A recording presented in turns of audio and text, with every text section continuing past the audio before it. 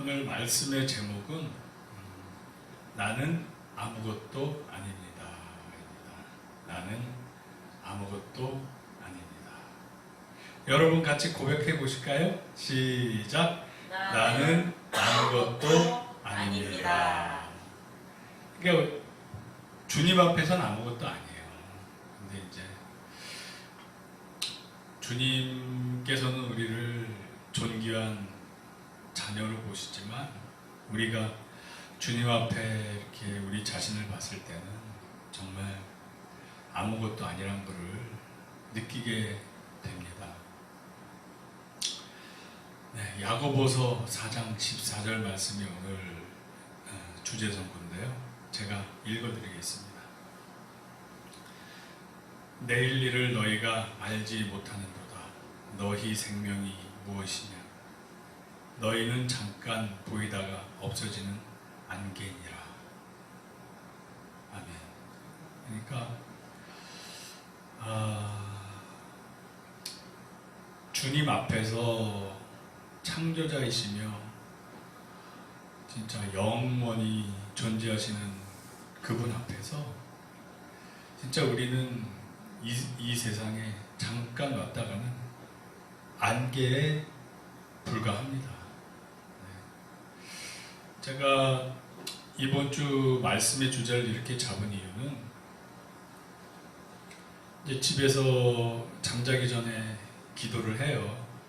이제 이부자리에 앉아서 기도를 하는데 자기 전에 기도하고 잘 때 이번 주에 이렇게 저한테 이렇게 드는 생각이 나는 정말 아무것도 아니구나.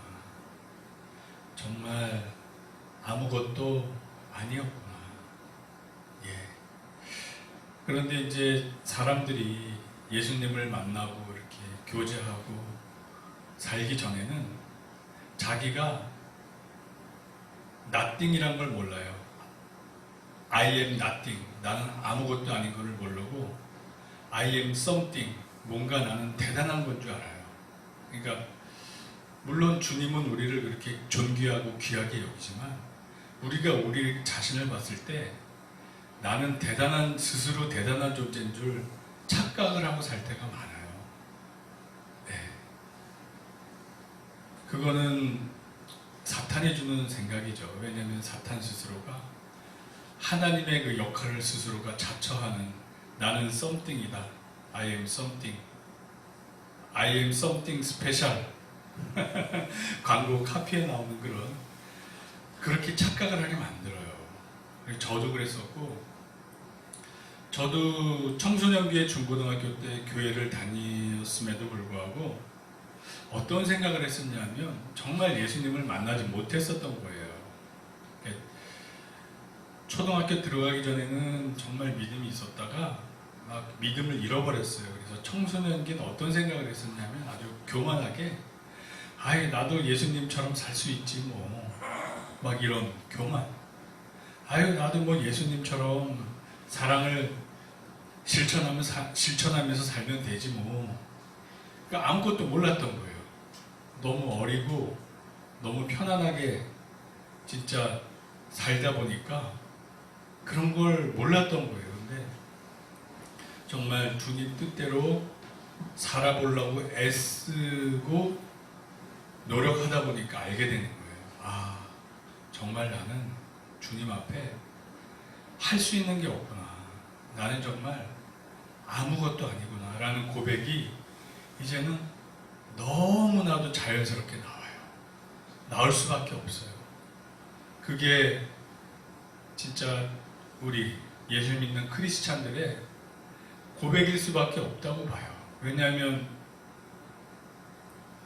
우리가 대단하게 보는 믿음의 선배님 사도 바울조차 스스로 그렇게 고백하잖아요. 나는 죄인 중에 괴순이라.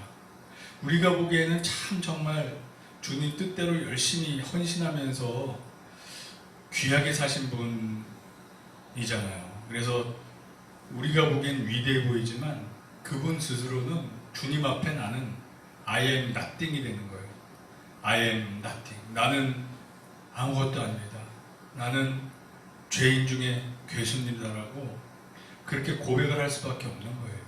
그래서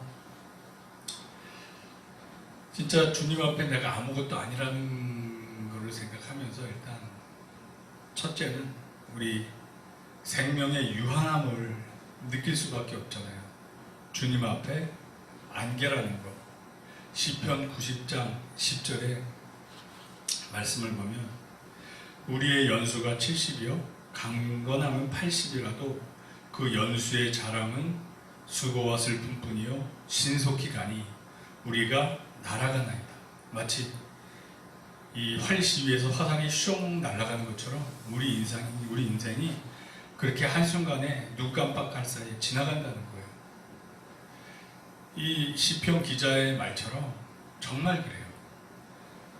우리의 연수가 70, 강건함은 80. 그래서 저도 제 남은 인생 헛되이 보내지 않기 위해서 주님 앞에서 가치 있는 삶이기 위해서 제 자신을 이렇게 돌아봤을 때 주님을 위해서 내가 할 수 있는 시간이 20년 남았구나. 20년밖에 안 남은 거예요. 시한부 인생인 거예요. 20년밖에 안 남았어요. 되돌아보면 20년 금방 가잖아요. 그거밖에 안 남은 거예요. 강건하면 30년 남은 거예요. 30년. 그러니까 와, 이 시간을 헛되이 보내면 안 되겠구나.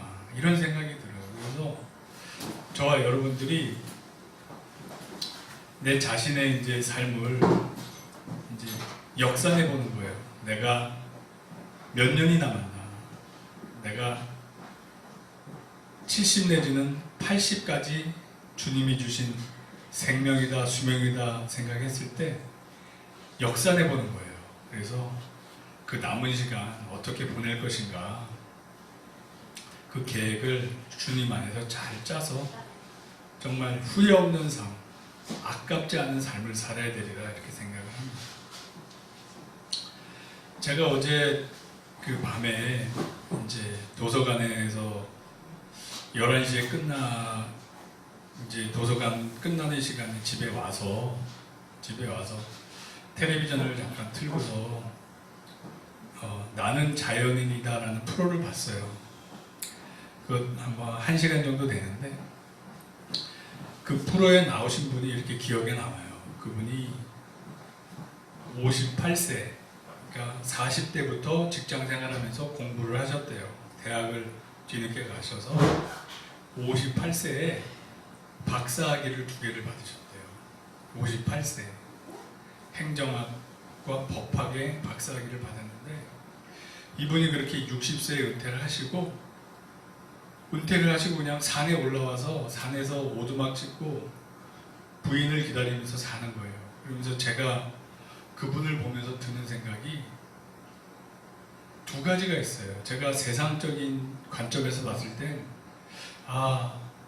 멋있는 삶이다라고 볼 수도 있어요. 왜냐하면 그냥 뒤늦게라도 직장 생활하면서 자기 가족들 부양 다 하고 어느 정도 자리 잡은 다음에 그때부터 자기는 공부를 한 거예요. 40부터. 그래서 58세에 박사학위를 2개를 갖게 됐어요. 그러니까 인간적으로 봤을 때는 그게 한편으로는 멋있게 보일지 몰라요. 근데 저는 이제 신앙의 관점에서 봤을 때 그 삶이 너무 아까운 거예요. 58세에 박사학위를 받았는데 그 학위를 써먹질 못하는 거예요. 그냥 60에 산에 올라와서 오두막 찍고 자연과 멋하면서 본인은 행복하다고 하는데 제가 봤을 땐 너무 아까워요. 그러니까 그분의 공부는 자기 자신만을 위한 공부에 그친 거예요. 그게 그 공부가 남을 위한 공부가 되었으면 그렇게 열심히 공부를 하셔서 그것을 가지고 이웃사랑하는데 잘 쓰임 받았으면 얼마나 좋았을까라는 그런 좀 안타까운 생각이 들더라고요. 너무 아까워요. 세상적으로 봤을 때 딴짓 안 하고 나쁜 짓 안 하고 그냥 자기 좋아하는 공부만 열심히 한 것도 어떻게 보면 멋있다는 생각이 들 수는 있지만 신앙적 관점에서 봤을 때는 거기서 그친 게 너무 안타깝고 너무 아까워요. 그 시간이 무엇을 위한 시간이었나. 결국 자기 만족을 위한 시간밖에 안 되잖아요. 거기서 더 나가서 그 삶이 자기 자신만의 그러한 행복이 아니라 이웃사람, 이웃의 행복을 위해서 더 쓸 수 있는 가치 있는 시간이었다면 얼마나 좋았을까라는 생각이 들어요. 그래서 저도 지금 하고 있는 공부가 이게 나 자신을 위한 공부도 될 수 있어요. 어제 도서관에서 느낀 기분이 공부가 재밌다라는 느낌을 또 오랜만에 느꼈어요. 그건 나 자신만을 위한 거잖아요. 하지만 이게 이 공부가 이 학위를 받아서 정말 주님 나라를 위해서 이렇게 티칭하고 가르치고 일깨우는데 또 쓰일 수 있잖아요. 그렇게 쓰임을 받는다면 이거는 가치 있는 삶이 될 수 있겠다. 그래서 저는 요즘 너무 감사하고 보내고 있습니다. 그래서 우리의 인생이 유한하다는 거가 주님 앞에서 정말 나는 아무것도 아닙니다라는 고백을 할 수 있게 만들어요. 그리고 또 하나는 인생의 주관자가 내 자신이 아니라는 걸 깨달았을 때 나는 주님 앞에 아무것도 아닙니다라는 걸 깨닫습니다. 제가 대학원을 나와서 신촌에 있는 학교에서 석사학위를 받고 연구소에 가서 잘 활동하다가 그러다가 좋은 직장이었죠. 그러다가 IMF로 말미암아 연구소가 없어지면서 나오게 됐어요. 그러면서 제가 고통을 겪었어요. 그래서 우리나라에 이런 고통이 다시 있어서는 안 되겠다. 그래서 내가 정치를 해보자. 그래서 방통대를 다니면서 다시 법학을 공부해서 유학까지 갔다 왔어요. 그리고 직장 생활 하면서 미국 변호사 시험 준비를 하고 있었어요.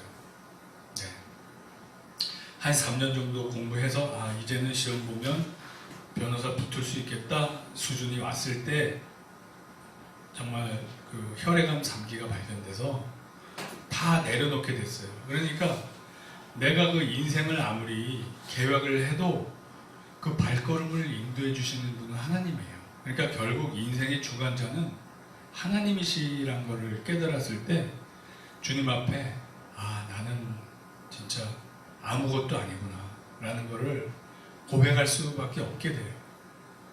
그래서 어떻게 보면 인간적으로 보면 절망의 시간일 수도 있어요. 그러나 하나님이 저에게 미리 응답을 주시더라고요. 기적을 베풀리라. 그래서 그 음성을 듣고 하나님이 데려가시지 않고 인생의 기회를 주시겠구나, 살려주시겠구나. 그래서 다 내려놓고 세상적인 여지까지 내 인생 계획은 다 내려놓고 이제 신학대학원에 진학해서 지금까지 오게 된 겁니다.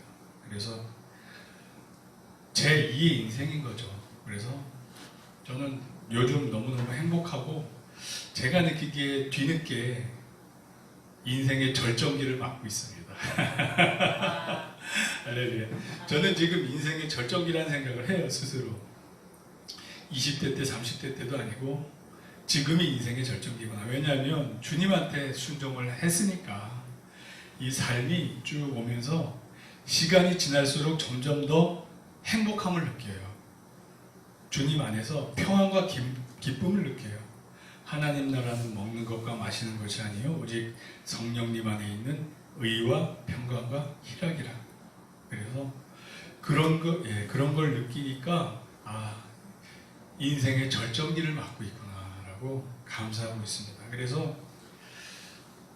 그리고 또 제가 제 스스로 내가 아무것도 아니구나라는 걸 느낀 거는 배우자 문제예요. 배우자 문제가 진짜 내 뜻대로 안 돼요. 누군가 그러더라고요. 우리 홈페이지에도 올렸는데 내가 좋아하는 사람이 나를 좋아할 수 있으면 좋겠다. 내가 좋아하는 사람이 나를 좋아하는 것은 기적이다. 근데 제가 그거를 정말 실감을 하게 하나님이 허락해 주시더라고요. 내가 좋아하는 사람이 나를 좋아하는 기적이 주님 안에서 이루어져요. 주님한테 순종할 때 그런 역사가 일어나더라고요. 아멘. 그런 거를 저는 요즘 조금씩 체험하고 있어요. 그래서 처음에는 전혀 불가능하리라 생각했던 그런 상황들이 조금씩 열려요.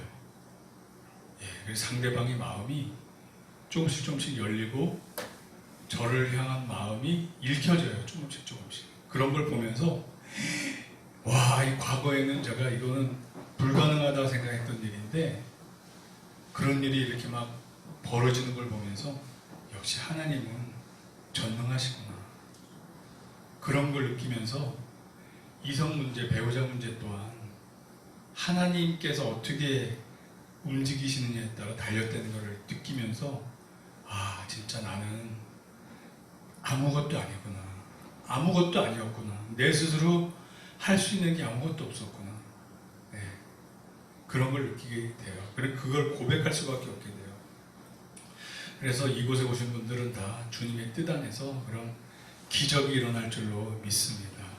아멘. 아멘. 그래서 잠언 말씀에 보면 31장 10절을 보면 누가 현숙한 여인을 찾아오겠느냐 그애가 앞선 진주보다 더하니라. 이 현숙한 여인을 얻으면 좋은 일이 쭉 명시되어 있어요. 남편의 사업이 잘 된대요.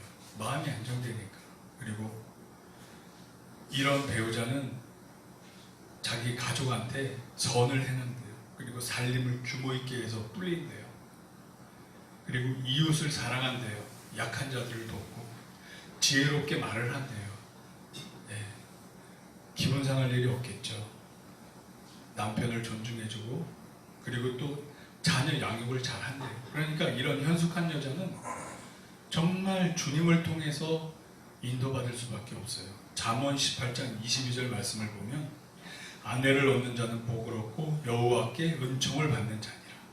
아멘. 하나님이 허락해 주셔야 이런 현숙한 여인, 현숙한 남편을 만날 수 있어요.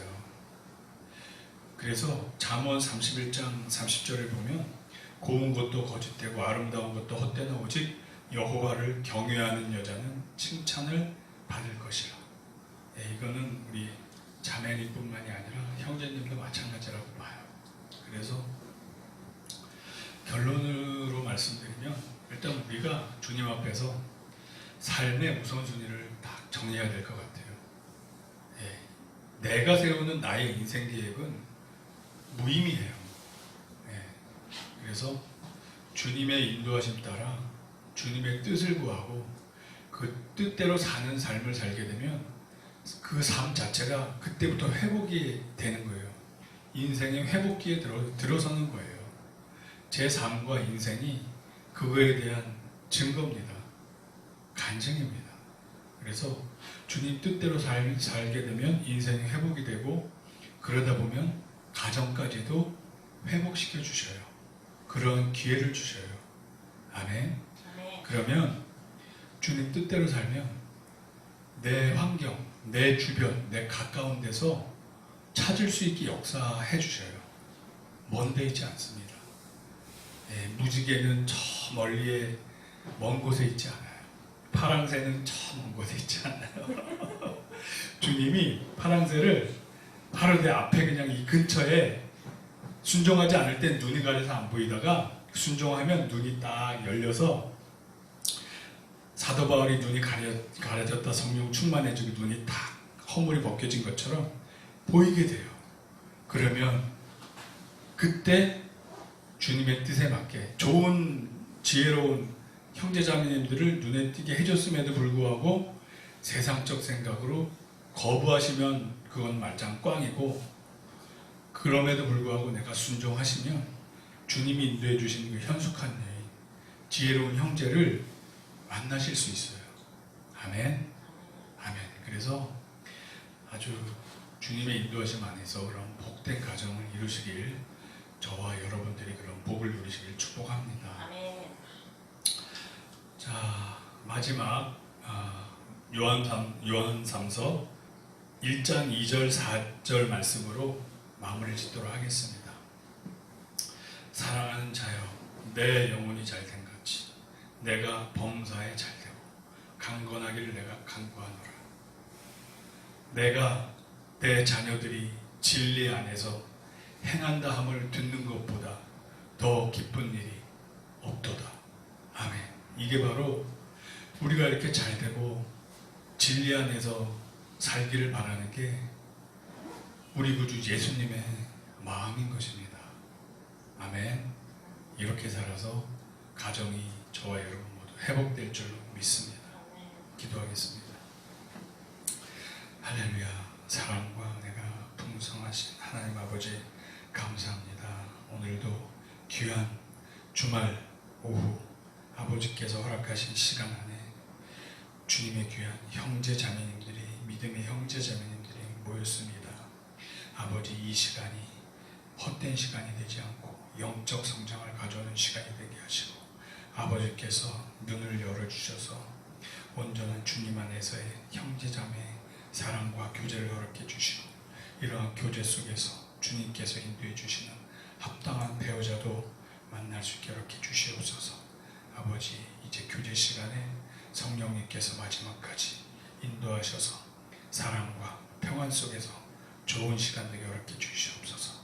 이 모든 말씀 우리 구주 예수님의 이름으로 감사드리며 기도드렸습니다. 아멘.